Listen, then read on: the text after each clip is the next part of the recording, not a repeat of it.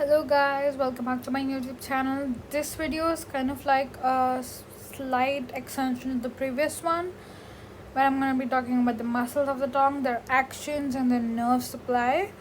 So obviously we have intrinsic and extrinsic muscles, right? Intrinsic meaning they originate and insert at exactly the same point and in the same area, whereas extrinsic is when you can differentiate the origin and the insertion to be at two separate areas. So intrinsic, not that important exam wise for MBBS or USMLE, I think, but I'm just still gonna mention it very briefly.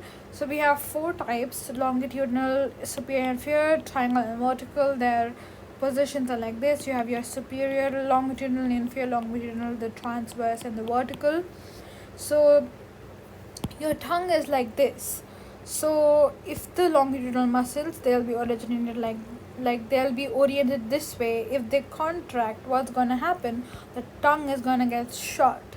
So that's their action. They shorten their tongue. Now another thing I'd like to show in this diagram, for example, this is the tongue, right? So if the superior muscles contract, it's going to make this dorsum of the tongue convex. Whereas if the inferior muscles contract, they're going to make the dorsum of the tongue convex. So I don't want to get into detail. I think it's pretty easy to understand. The superior will make the dorsum concave, inferior will make the dorsum convex. The transverse will make it narrow, obviously elongated, because transverse are like these. Vertical will make it broad and flattened, so the opposites you could see. So that was about the intrinsic muscles. Just gonna go to the extrinsic next. So we have four extrinsic muscles: styloglossus, connecting the tip and anterior surface of stylet process to the tongue; the palatoglossus, connecting the oral surface of the palatal and upper neurosis to the tongue; genioglossus, connecting the upper genial tubercle of the mandible to the tongue; and the hyoglossus, connecting the greater cornu of the lateral part of the hyoid to the tongue. Right? Now imagine this guy, alright. I'm gonna take a white one.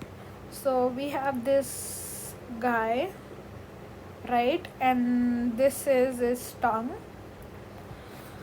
And we have the four muscles. So the styloglossus is through the stylet process, which is more posterior, so the muscle goes like that.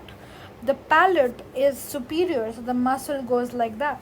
The hyoid bone is somewhere here, so the muscle goes like this, whereas the mandible is obviously in the front, so the muscle goes like that.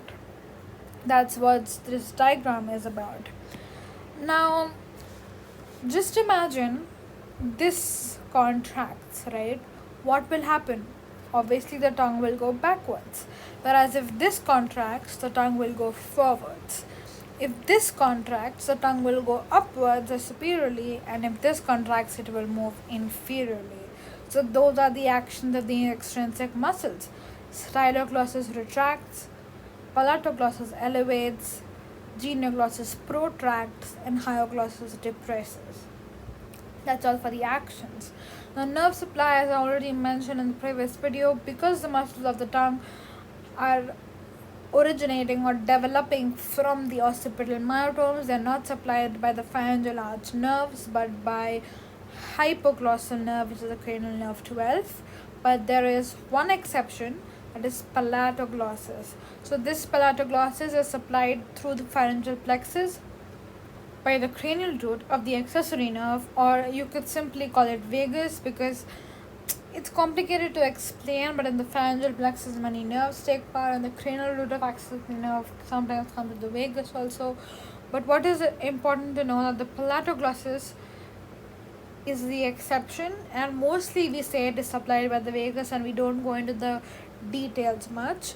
So that's all for this video. I hope you guys enjoyed it. These are actually my own notes. They were not really visually pleasing, so I hope you just focused on the info and ignored the bad visuals. But I'll see you guys in the next one. Bye.